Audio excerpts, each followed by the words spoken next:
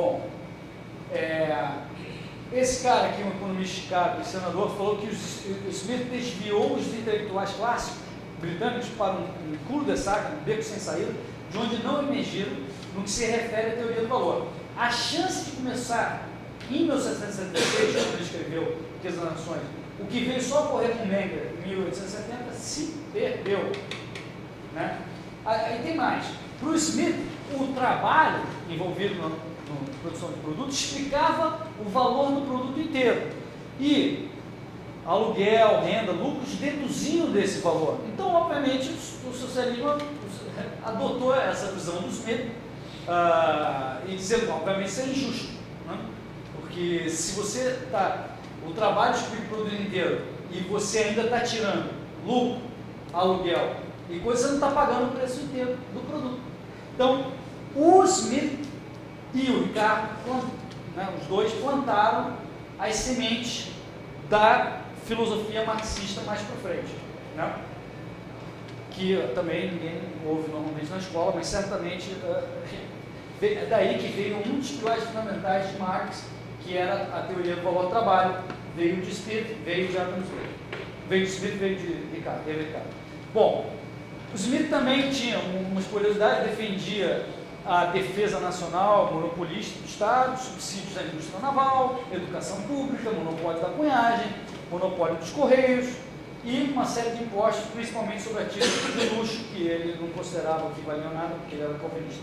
Bom, na teoria de Smith, Ricardo e Milton, não há espaço para empreendedores, nem há risco e incerteza. Presume conhecimento perfeito, livro de longo prazo. Ricardo teve 7 contribuições, são das vantagens comparativas, que vocês devem conhecer e tal, mas ele também foi o primeiro a separar macro de micro, não foi Keynes. Ele aí já estava falando de que aumento de oferta de dinheiro só elevava o nível geral de preços, não impactava nem a produção, nem o preço relativo, nem lucros, como a gente viu, o Cantão mostrou que a impressão de moeda afeta sim a produção de alguns em detrimento de outros, uma certa ordem gradual, etc. E o Ricardo, ele já foi muito mais holista, muito mais macro nesse sentido. Né? Bom, uma palavrinha antes para encerrar sobre essa figura aí, bastante conhecida das universidades.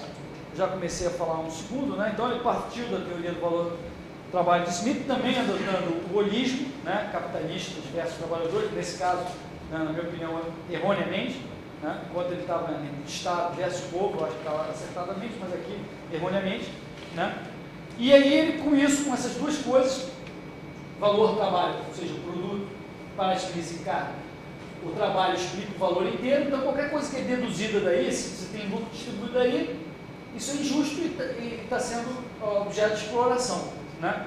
Para ele o que valia era a quantidade de trabalho envolvido no produto. Né? Então, se o trabalho produz o produto inteiro, como é que pode haver lucro? Né? Uma indagação que ele fazia. Para quem acredita na teoria do trabalho, realmente você tem que chegar à conclusão de que há uma exploração de algum tipo. Né? Como é que pode o capitalista contratar empregados, pagar o preço justo e vender com lucro, se não tem espaço para lucro dentro do produto, porque o preço do produto é todo feito por trabalho? Né? Isso era a prova da exploração para Marx. Né? Eu não vou entrar na escola austríaca em detalhe, né? Já estou acabando, faltam 2 minutos, mas quem destroçou o pensamento de Marx foi Baumgarten, mais para frente. Né? Ele diz que o Marx confundiu lucro com juros. Né? O Baumgarten mostrou uma teoria que a preferência temporal, né? Você dá mais valor a um bem hoje do que a um bem amanhã. Qualquer criança sabe disso. Né? Promete uma bala hoje, uma bala amanhã, a criança vai na hora. Né? E essa diferença temporal não é um lucro, é basicamente os juros. Né? E se você fatorar dentro disso também o risco de uma atividade empresarial, que tem que também ser remunerada, então, tempo e esse risco tem que gerar um resultado positivo, mas isso não é lucro. Lucro é o que vai acima disso. Né? E o Marx não entendeu isso. Né? E por isso o Baumgarten também desmonta essa questão. Né? O capitalista, para Baumgarten, ele na verdade está adiantando dinheiro, né, para o para o empregador. Ele está permitindo que o empregado consuma hoje. O empregado, ele poderia, os empregados, vamos dizer, num processo industrial simples, poderiam ficar em comunidade e eles produzirem, por exemplo, uma camisa sem a ajuda de um capitalista, né? Vamos dizer que eles têm um processo simples, né? Para não complicar aqui com máquina, né? Então, se eles fizessem isso, eles teriam que esperar o produto ser vendido daqui a 6 meses para receber o dinheiro.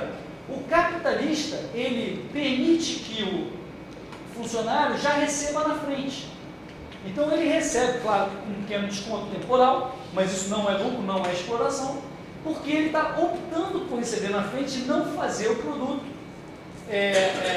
tendo que esperar o produto ser vendido lá na frente para receber o dinheiro, né? Isso o Von Bauer explica bastante claramente, né?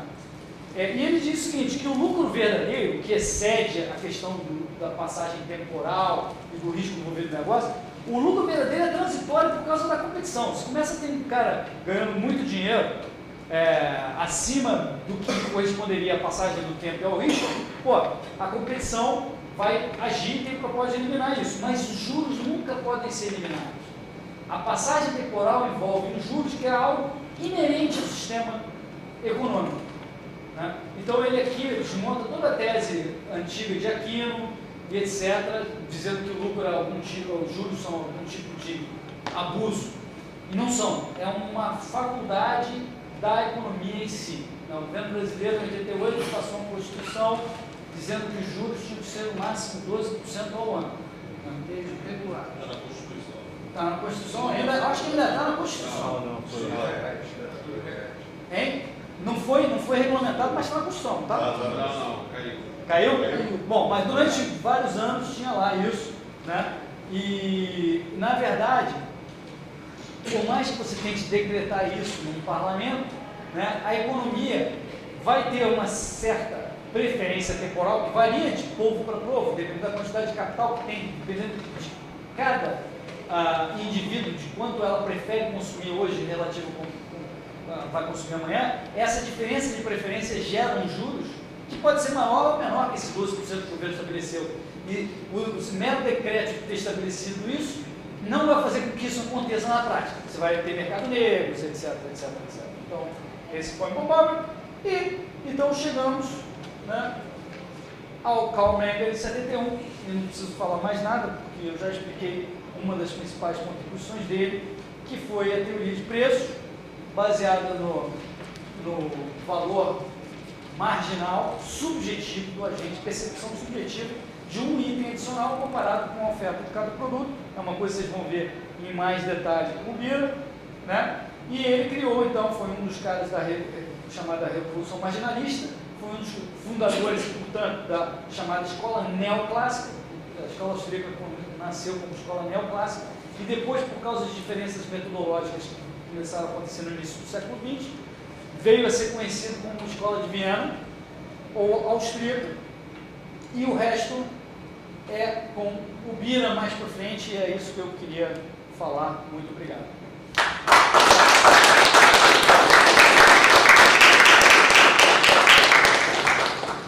Perguntas? Quando é que você vai mandar uma informação para o Ministério da Educação, que eles têm que apresentar todas essas informações para os alunos do curso de Economia? Vamos analisar usando o ferramental que eu apresentei, né? Essa é uma tentativa de chegar com um monopolista, certo? E basicamente configura a uma suplicação, né? Se ajoelha na frente do monopolista e fala: por favor, senhor monopolista, por que o senhor não adota essa nova política? Né? Isso é uma forma de fazer, pode até ter, se ele tenha sucesso, eu acho que a chance disso acontecer é muito baixa.